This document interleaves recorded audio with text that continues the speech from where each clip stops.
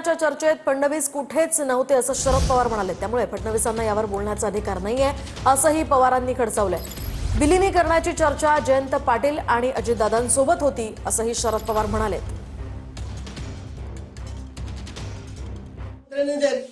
त्यामध्ये उडी घेतली म्हणजे जर विलिनीकरणाचा मुद्दा असता तर अजितदादांनी मला या संदर्भात कल्पना दिली असती आणि जर विलिनीकरणाचा मुद्दा होता तर पवार साहेब एनडीए सोबत येणार होते का?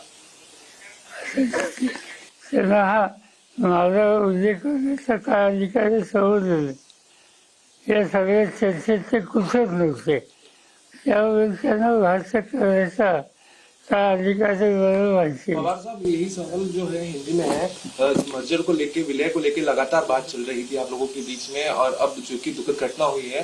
बिल्कुल नहीं, आप कैसे गलत है, ऐसी बात कुछ नहीं थी।